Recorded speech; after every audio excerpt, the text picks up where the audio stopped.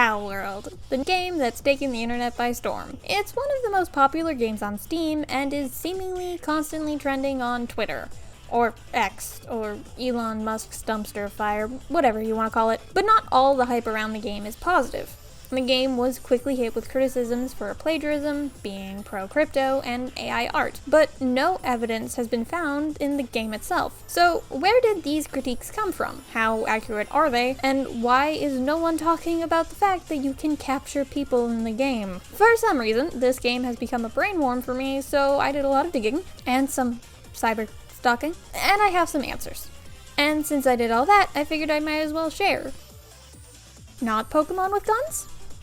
First, let's cover the basics, just in case you somehow don't know. Created by Pocketpair, Palworld has players spawning into a pretty standard survival world where they have to build bases, explore, and survive. The game includes hunger, warmth, and a health bar that must be managed, made easier by the fact that the world that you're put into is filled with magical pals who will help you once you capture them using not Pokeballs. Pals can be ordered to tend farms, explore the world with you, and wield guns. Lots of guns. You can also put your pals into sweatshops, or if you're hungry, eat them! These dark elements have given it the reputation of being an edgy Pokemon clone, or Pokemon with guns, designed to draw clicks and get people talking. The CEO of Pocketpair, Takuro Mizobe, claimed otherwise in an interview with Marcus Stewart from Game Informer. He stated that it was a serious game which drew inspiration from Pokemon, Age of Empires, Grand Theft Auto, Elden Rings, Valhalla, and Fortnite, and that together they created a unique gaming experience that is different from existing games. While the game itself is more akin to a sandbox, featuring no story and allowing players to invite their friends into a world to mess around, have fun, and make whatever bases they want, even if the base wouldn't be up to OSHA standards. Plagiarism in my video games? More likely than you think. The first claim we're going to look at is the one that's most serious. Or rather, the only one that could cause a court battle, especially when you're going against the likes of Game Freak or the Pokemon Company, who actually have the resources to do something about theft. It's clear from a glance to see why people think that there are stolen assets. The art style seen in Palworld is incredibly close to those seen in the Pokemon games from Let's Go Pikachu to the latest release. Both games try to present a cutesier image of their respective animal-like creatures by having softer, smoother edges, while veering away from realism. But some people say that it goes further than that. The Lambell is a sheep-based pal that many people have said is a rip-off of Wooloo, the sheep-based Pokemon. Electabuzz, Lightning Stripe matches Grizzbolts, and Luxray and Rayhound are totally distant cousins meeting up at the family reunion. They're not the same. No, totally not. If you were to put a bunch of pals next to a bunch of Pokemon and show them to somebody who had no experience with either games, they probably wouldn't be able to pick out which one was which. But Palworld isn't the only game to do that.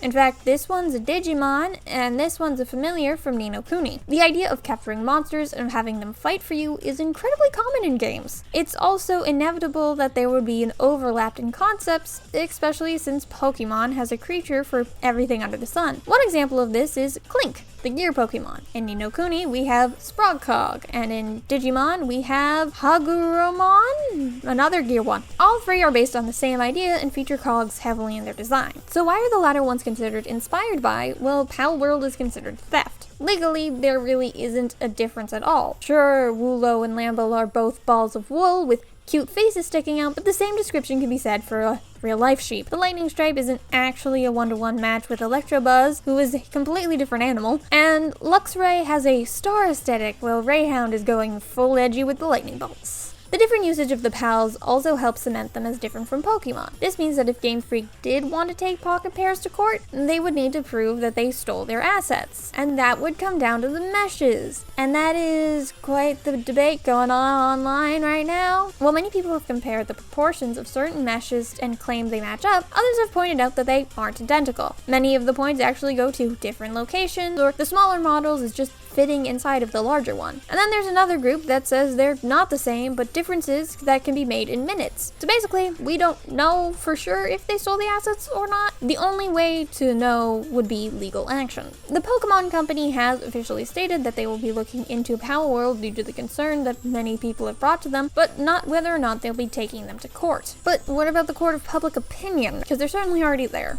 and it's a completely different field that doesn't really care what the law states. Why are people saying it's just a rip-off and treating it so harshly? Why is this suddenly an affront to artistic integrity? integrity. After all, there are other game clones that are, well, laughed at and don't get scrutinized to the extent or cause this much stir. We've also seen other games that use stolen assets, like Only Up, that gained major popularity and were not attacked. Heck, Only Up 2 was a blatant IP ripoff made by a completely different person, and it didn't receive the same backlash. Well, on one level, it's because it's Pokemon and people care deeply about it. On another level, I think it's also partly due to the other controversies hanging around Palworld, or rather, its creators.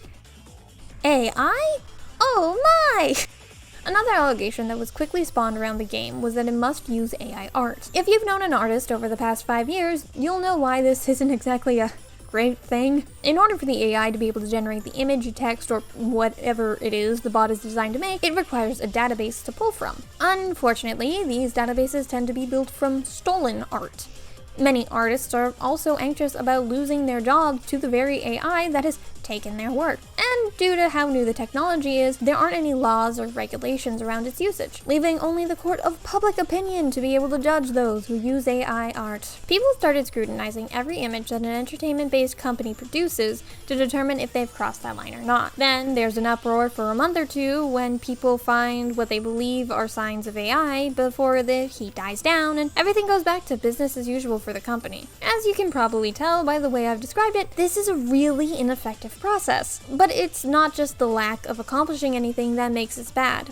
It's also the fact that there's often no proof that the media contains any AI art, just like what's happened with Palworld. Because as of writing this, there is no evidence of AI being used in Palworld. Instead, the company's website has people working on the models used in-game. And that's not all that the company website has. Job postings for 2D and 3D artists, as well as an art director position, are both open and mention the creation of original models. The art director role also lists the proposal and creation of graphics in the list of responsibilities. Then there's the credits of the game.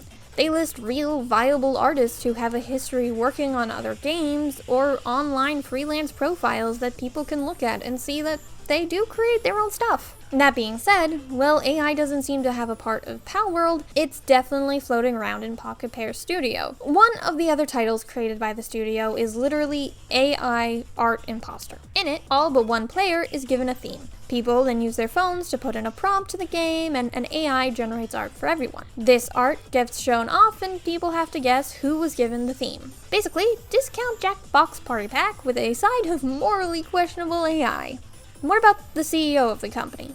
Are we likely to see more AI-based games from him? Well, at this point, I need to make a side note and highlight the fact that Mizobe and Pocketpair are Japanese, and so a lot of the information I have taken for this section was originally written in Japanese, language I don't speak. So I have been required to use a lot of Google Translate or translated captions to do this part of the research. I don't think this has had a major impact on what I've found, but it only felt right to mention this when looking at the Globus conference that Mizobe was involved in, as it's likely these are not his exact words, and so there might be some inconsistencies or misunderstandings. So feel free to take this part with a grain of salt and do further research, especially if you speak Japanese. I encourage it. So what is the Globus conference? Why do I feel the need to bring it up if I can't be 100% sure of what it says? Well, when translated, the title of the panel that Mizobe was a part of is How Will Stable Diffusion and Generative AI Change the Game Industry? A panel that will give us a pretty clear idea of how the CEO of Pocketpair feels about the use of AI, and therefore how likely they are to use it again. And the answer to this is very likely. In fact, Mizobe seems to have voiced the opinion that AI will be needed to continue to work in the gaming industry moving forward, and that it can be used to speed up artists' workflows exponentially. He also tweeted, or X'd, or whatever the heck you want to call it, that he believes the public opinion around AI art will turn around in the next couple of years and be accepted. It's not clear what the other employees at Pocketpair think about the use of AI. We also can't definitively say what direction the studio will take, but it does make sense that people looking to protest the use of AI would be against the company and decide to boycott their games in general, even if Palworld itself isn't a title that uses AI. By not buying the game, you are showing that you don't support companies that are pro-AI. There's a clear connection between the two. And because I emphasize that this one makes sense, you can probably guess I'm going to talk about a connection that doesn't quite make sense next. Crypto Pals! In 2014, a crypto company by the name of CoinCheck was founded. This crypto wallet was designed to make using bitcoins in the Japanese market easier. It gave access to purchasing, selling, and even let people use it to buy actual things from different stores that have implemented the app into their site. And this would have seemingly no relation to Palworld if it wasn't for the lead engineer and one of the original men behind the project being Mizobe. Yeah, the same man who is at the heart of Pocketpairs. Though it seems he left that world behind and has shifted his focus to game making. This connection has still caught many people's eyes and their ire. But is that anger justified? There is no hint of crypto or NFT or anything of the like being in the games that Pocketpairs have produced or will produce in the future. We also can't say how other employees who would be impacted by the boycott of the product view crypto. In essence, this part of the argument against Palworld is almost identical to the one from about a year ago when Hogwarts Legacy was released. Only this time we have bitcoins instead of bigotry. Should a piece of art be defined by its creator? Now, if my own biases haven't managed to leak through yet, let me make one thing clear. I don't like crypto. In my eyes, it's a big scam that comes with the added perk of harming the environment. I also think that in this case, it's possible to separate the art from the artist, as the artist is already far removed from the piece. There's no story from Mizobe's views to seep into, and the many moral questions that can be prompted by the game, like, say, why can I capture, enslave, and sell people, make crypto seem like small fries. I also don't think that a protest against Palworld because of negative view towards cryptos would have much of an effect. Since the two companies are so far removed from one another, any negative impact that Palworld experiences will do nothing to CoinCheck. In fact, it probably wouldn't even be on anyone's radar. Yet, one of the things I constantly saw people criticizing the game for was having a CEO who did support crypto. But that's obviously my bias and opinion. If the connection to CoinCheck or crypto is off-putting to you, totally understand. This wouldn't even be a point if people didn't have a problem with the connection in the first place. So, yeah. And with that, we pretty much covered everything around Palworld and Pocketpairs. Right? But wait, guys, we're totally gonna release more. Pocketpair currently has 5 games to their name. Overdungeon, a card-based tower defense game released in 2019. Craftopia, a multiplayer survival game where you gather resources to build and survive, which was released in 2020 and is still in early access. AI Art Imposter, the not Jackbox game that was released in 2022 and is in early access. Palworld, a multiplayer survival game where you gather resources to build and survive, this time featuring animals and slavery, released into early access this year, 2024. And Nevergrave, The Witch and Curse, a yet unreleased side-scrolling roguelike game that is set to be put into early access at some point this year. Many of these games have recently come under the same scrutiny that Palworld has. Nevergrave has been compared to Hollow Knight, Craftopia to Breath of the Wild, and I myself have compared AI Art to the numerous Jackbox games. But even before that, there was some buzz around the time that Palworld was announced and predicted to launch in 2022. While some people questioned if the meme game was even real, others who were already aware of Craftopia became nervous because of the number of games that the company was putting into early access. A worry that makes even more sense now, with 4 of the 5 titles being unfinished and with AI Imposter last having an update in March 2023. A whole 10 months without an update before Palworld's release. That last update from 2023 was a bug fix. The last bit of new content for the game was in February 2023, where they added 2 new theme categories to the game. This was the 5th content change that the game had, with the others including adding emotes and changing room code to room ID.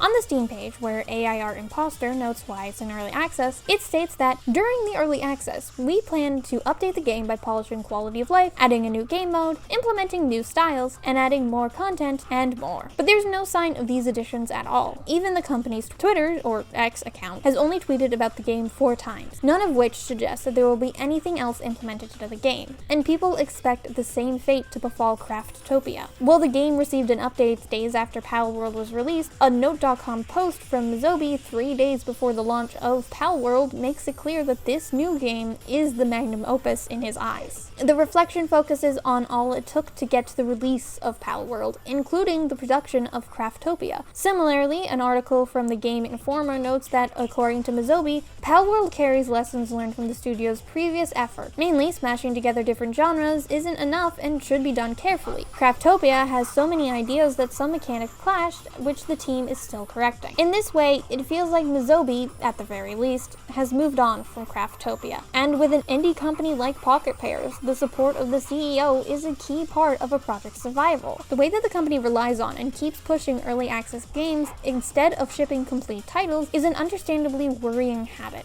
especially for a new studio. A pattern like this can lead to people losing trust in the company's ability to fulfill promises. Among the comments left on the article that originally announced Palworld, people speculated that the early access release waves was a way to milk money. We obviously cannot say whether that's true, but the presence of these comments show just what sort of impact this has had on the reputation of the company. But does that mean that Palworld deserves the response that it's gotten?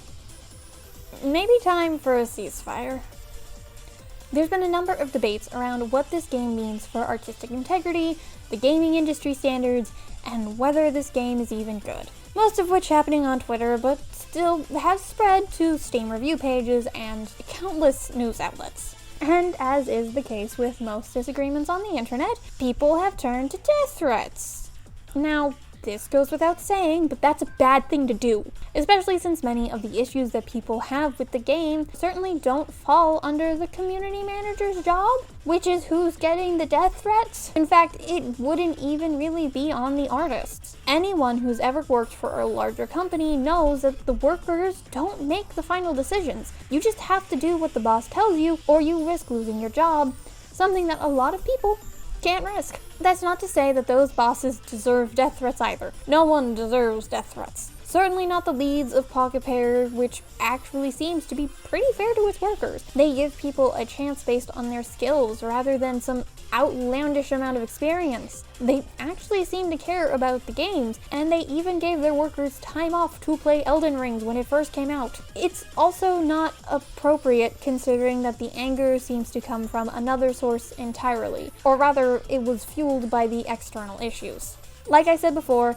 there have been countless clones of popular games. I've seen numerous ads that blatantly steal songs, and a string of legal battles are fought around IPs every day. It wasn't until Palworld's vague connections with two hot topics going around, AI and crypto, that the discussion about the similarities between the game and Pokemon spiraled out of control like this. But the game isn't about crypto, and the game isn't about AI. Boycotting pieces because you don't approve of the company's value or the CEO is your choice, and that's fine. But spreading rumors, death threats, and being vile is not. And with that, we've now finally covered all the controversies around the piece that I could find and know of. Because somehow, the ability to murder, eat, or sell people hasn't caused a stir at all. Nobody cares about that one. As always, please keep in mind that these are my opinions, and if you have your own thoughts, that's totally cool. I'm usually up for friendly debates, but I'm still kind of feeling mentally drained by the ones from the last video, so I'll probably leave that up to you guys if you so wish to comment about it in the comments. Just be nice to each other, okay? I'm mentally drained, I won't be commenting, but I will come in and delete comments and block people if they're being jerks. As always, thank you for doing whatever it is you did to hear me say this. Have a great day, stay safe, and goodbye.